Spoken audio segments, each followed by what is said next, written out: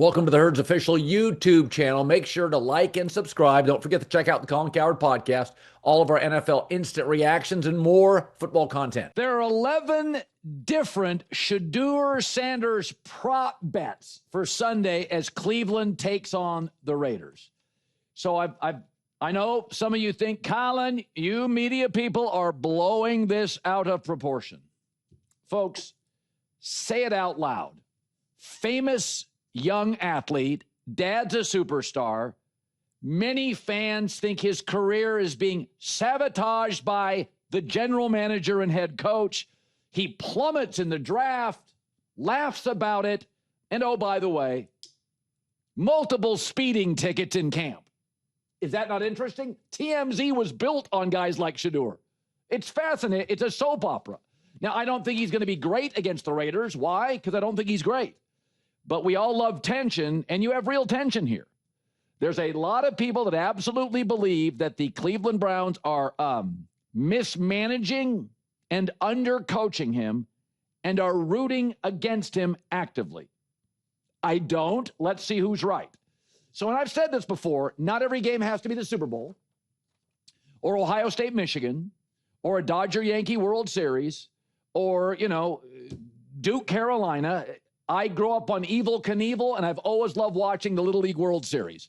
And this has a Jake Paul fight, reality television show. I'll be Andy Cohen between Max Crosby and the Raiders and Shedeur Sanders and the Cleveland Browns. And I can't wait. I mean, Tim Tebow games were ugly. They were kind of interesting. They got massive ratings for different reasons. So I don't think he's going to be great. But you can't tell me it's not interesting. 2-8 versus 2-8. NFL's king for this reason. I would be shocked if this doesn't get it's a spectacle, if it doesn't get a real number. And, again, not every game that is fascinating because the teams are great. We're watching the Buffalo Bills fall apart. That is fascinating. Last night, with that game, my show today, if Buffalo won by 20, it's not an interesting game. The fact Buffalo lost is interesting. I think I said this yesterday. If you told me I could pick the three most interesting things from the weekend, and I always say I root for interesting. If you told me three things I wished happened, it would be Shedeur Sanders is amazing.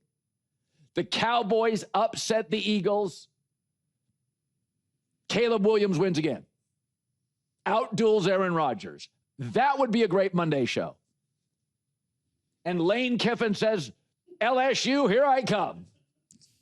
I'm sorry, they're interesting. Here is Shedeur on his first NFL start. I think it's going to be exciting. I know a lot of y'all going to be there. I know you can't miss it. You cannot miss this moment. It'll be definitely exciting. We going out there with a purpose, going out there mentally ready, no distractions, no anything. And, I'll be excited.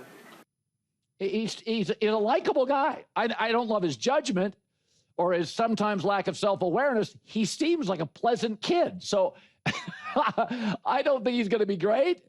He made a couple of great plays. I would probably, if I was going to bet it, I think I'd probably go Raiders here because I have a veteran quarterback and I have Max Crosby and Shedeur's first start. But I don't. It's way better for the show if he's amazing. Way. Everybody thinks he's going to struggle outside of the conspiracy theory dorks, but it would be way better if he's amazing. And amazing would be 21 of 27, 2 touchdowns, no picks, sacked 2 or 3 times. Realistically, a couple of ran backwards, got whacked. That's kind of his game, but I'm rooting for it. Sunday in sunny Chicago, Bears host the Steelers. And there's a lot of Caleb Williams critics and doubters. I am not one of them, although I do think sometimes I'd like to see more consistent accuracy. But for the doubters and critics, this is a game that you are waiting to see, right? Because Pittsburgh punishes you. They forced 11 turnovers with Daniel Jones and Drake May. Those teams are combined 17-4. And those teams are better than Pittsburgh. But Pittsburgh beat them because they took the ball away. The Steelers are 5-0 when they win the turnover battle, and it's the only way Pittsburgh is going to win this weekend. Why? Because Aaron Rodgers is not 100% and he's old and they cannot run the football. Okay, so Pittsburgh is, last week they played Cincy, 4 touchdowns, 2 are on defense. That's how Pittsburgh wins now, especially with Aaron probably playing at about 75, 80%. The running game is bad. It's not getting better. So this should be a low-scoring game. Whoever wins the turnover battle probably wins the game. That's how Pittsburgh's going to have to win. And it probably should be one of those games where Caleb Williams plays in structure. And it's kind of boring. Boring will win because I think Chicago's the better team and they're at home. And they have the better offense and the weather's not going to be an issue. So this is a classic game in the NFL for a young quarterback to have to understand what he needs to deliver. This does not need to be a highlight. Get rid of the ball quickly. Do not tease or challenge TJ Watt. Stay in the pocket, get rid of it, play within structure. Caleb does not throw a lot of picks. But if he's going to, this Pittsburgh team with Mike Tomlin is a great underdog team. Tomlin's as good an underdog coach and motivator as the league has. And Aaron's banged up and they can't run the ball. So there is a way Mike Tomlin is preaching. We're taking the ball away from the young guy. We got to create turnovers. We have to score in defense and special teams. That's their route to win. Chicago can win multiple ways, but the absolute way they'll lose is to play into Tomlin, which is turnovers and giveaways. So I think Caleb's going to play well. I think Chicago's the better team. I think the weather sets up for him. I like Chicago in this spot. Don't love them, like them. And here's Mike Tomlin on facing Caleb Williams. I can't say enough about what I've seen from Caleb Williams. Certainly I had studied him a lot, being a young guy in this league and an NFC guy, but just really impressed with his physical talents, his ability to throw the football, his accuracy, his arm strength, his ability to extend, his ability to see the full field while doing so, minimizing negativity, the creativity associated with his escapability and play extension is really challenging. Now, Drake May's been unbelievable this year.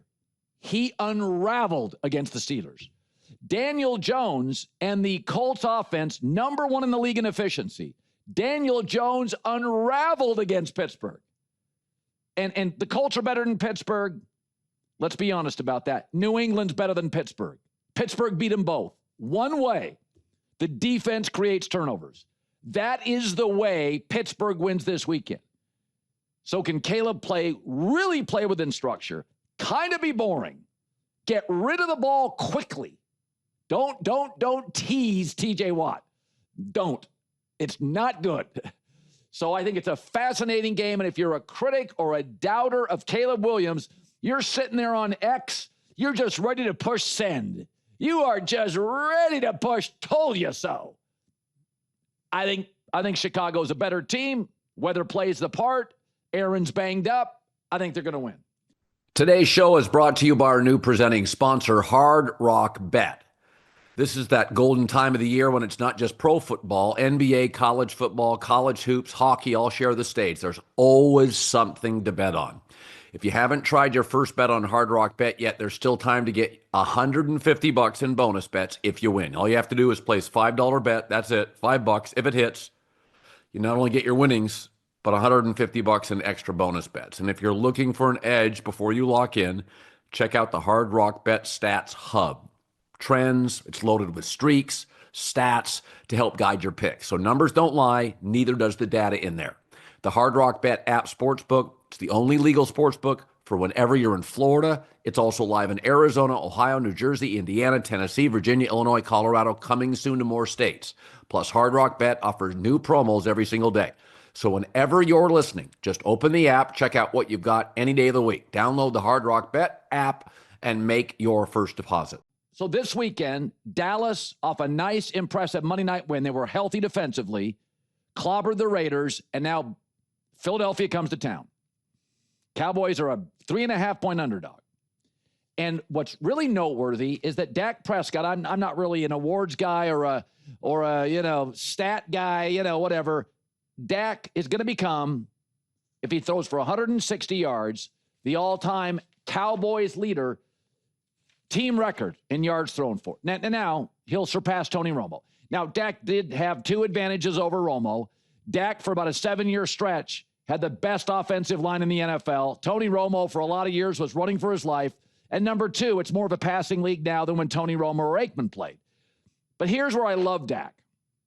Tony Romo always felt like he was ad-libbing a little more, especially late, than I'd love from my quarterback, playing out of structure. Dak feels very prepared, can play out of structure, is great in it, and much more focused. Dak is a professional quarterback, and the Cowboys are third in the league in points since he arrived. He is mature. He is prepared. It's all about football and team, and he's an unbelievable leader. I know he was a fourth-round draft pick. I understand that. He is a blue-chip five-star leader. He's had 3 head coaches. He's had 4 offensive coordinators. Jerry's gotten a little quirkier as he's aged. He had the Zeke circus, the Dak circus, distracted Micah, and yet Dak just always shows up and wins double-digit games. Even with Brian Schottenheimer, we all had our doubts. Dallas is an elite offense. So even this week, Raiders game, why didn't CeeDee Lamb and George Pickens start? They were out at the Red Rock Casino having a few flavored cocktails and missed curfew.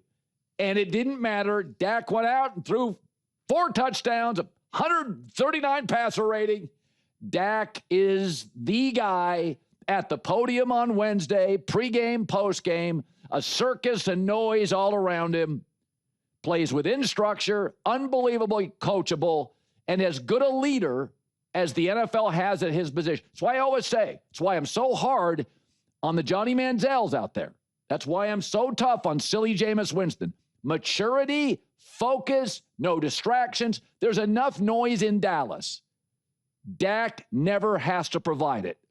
He's just the cold water to the fire this week. And here's Jerry Jones on Dak before he faces at home the Eagles.